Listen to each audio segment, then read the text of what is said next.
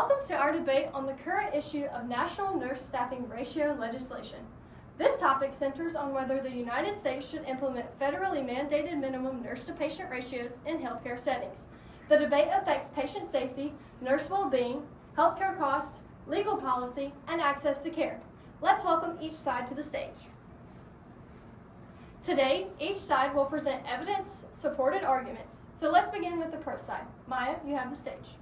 Our position supports implementing national minimum nurse-to-patient ratios to ensure patient safety and protecting the nursing workforce. Research across multiple states and countries shows that when nurse staffing improves, patient outcomes improve. For example, in hospitals with better RN staffing levels, there are lower mortality rates, fewer medication errors, fewer infections, and shorter hospital stays. California, which implemented ratios statewide, demonstrated fewer adverse effects and improved nurse retention following enforcement. This issue also aligns with ethical nursing principles like non-maleficence. Nurses must prevent harm. Overloaded staffing directly increases preventable harm. Beneficence, patients deserve safe, attentive care, not rush care. Justice, staffing should not depend on zip code, shift, or hospital budget. Politically, momentum is building. The Nurse Staffing Standards for Hospital Patient Safety and Quality Care Act continues to gain legislative support.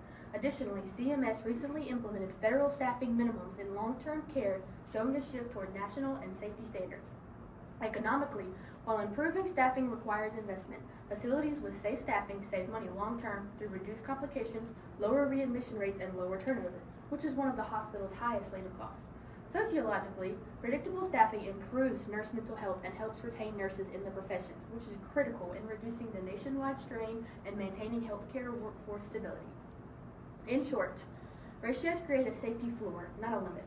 We believe national staffing ratios are necessary to safeguard patients and sustain the nursing profession. Great job, Maya. Thank you. We'll now hear from the opposing side. While the pro side argues that national staffing ratios promote patient safety and support the nursing workforce, the con side will present concerns about feasibility, economic strain, and unintended consequences. You have the floor, Dominique. While we agree that safe staffing is essential, our position is that rigid national staffing ratios are not the best solution. Healthcare settings vary widely in acuity, patient population, geographic location, and resource availability. A single universal ratio cannot accurately reflect these differences. Mandating fixed staffing ratios can reduce necessary flexibility and may prevent hospitals from adjusting staffing in real time based on patient needs. There are serious economic consequences to consider. Implementing fixed ratios nationwide would significantly increase labor costs, especially in rural and critical access hospitals, many of which are already financially strained. The results could be unit closures, reduced available services, or even complete hospital shutdowns, which would disproportionately harm rural and underserved communities. Legally, mandating ratios are already facing opposition.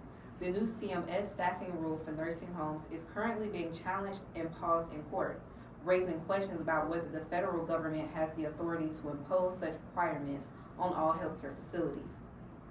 Instead of mandates, we support acuity-based staffing models and hospital staffing committees, which allow facilities to adapt staffing based on real-time patient needs rather than fixed numbers. This provides flexibility while still requiring accountability.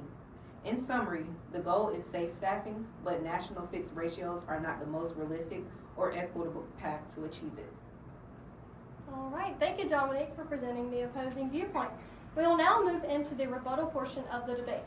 During this phase, each side will respond directly to points made by the other side. We'll begin with the pro side. Olivia, you have the floor. The con side states that ratios are too rigid, but in reality, ratio legislation already includes acuity adjustments and flexibility based on patient needs. These laws are not a one-size-fits-all solution. They are designed to ensure a minimum safe staffing levels, not to limit hospitals from exceeding those numbers. Ratios establish a safety floor, not a ceiling. Hospitals are still permitted and often required to staff above the minimum when patient acuity is high, ensuring that nurses can provide individualized, high-quality care. They also mention financial strain as a barrier, yet it is important to consider the bigger picture. Research consistently shows that nurse turnover, burnt out, and adverse patient events cost U.S. hospitals billions of dollars each year. When nurses are overworked and stretched too thin, patient safety declines and the financial burden actually grows. Implementing staffing ratios has been linked to lower turnover rates, improved nurse retention, and decreased reliance on costly travel nurses and overtime pay. In the long run, investing in safe staffing is far more cost-effective than constantly replacing burnt-out nurses or addressing preventable errors.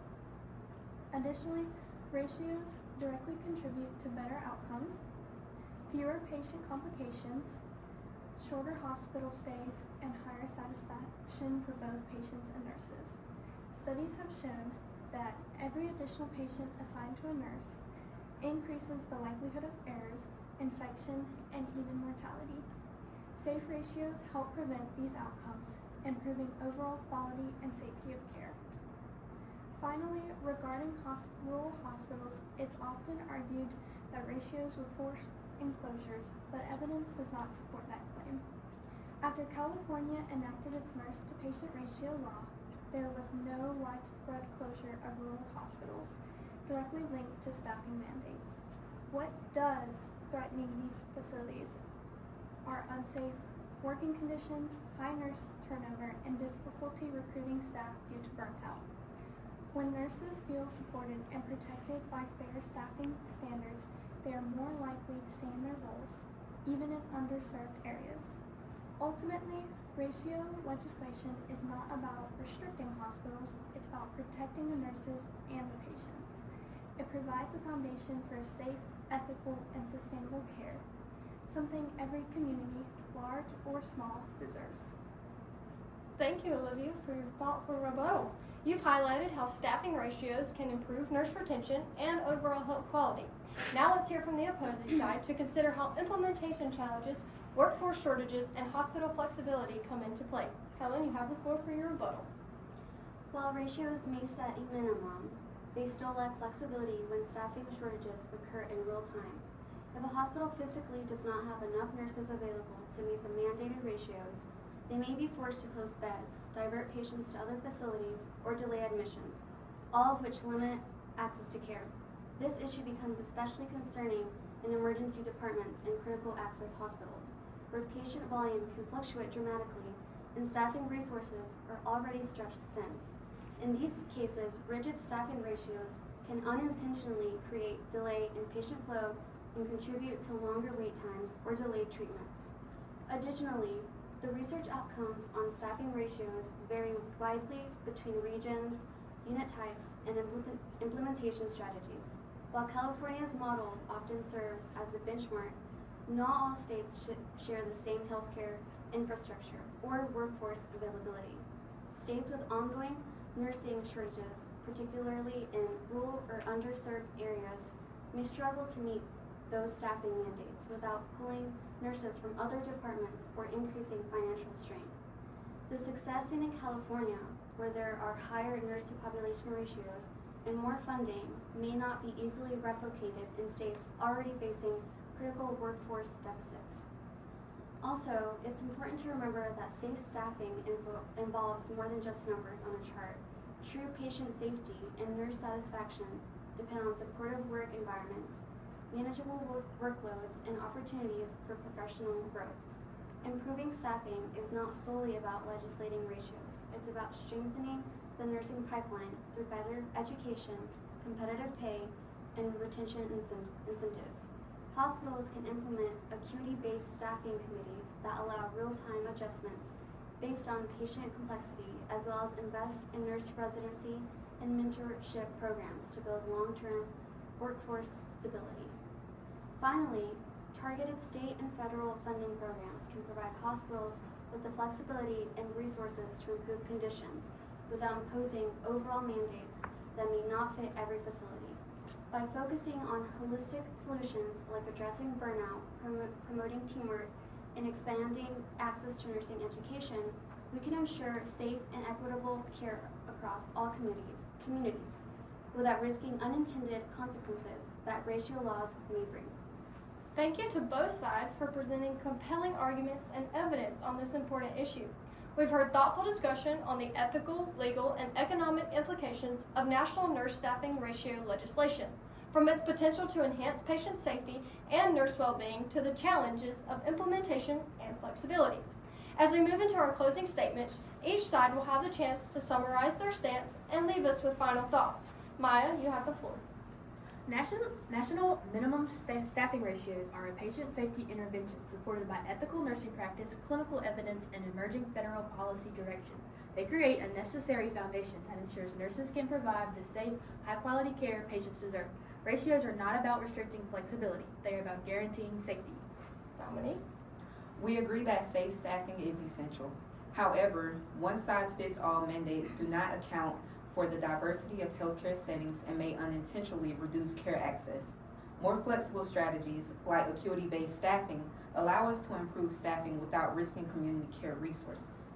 Now that we have heard from both sides, I want to welcome everyone back to the stage.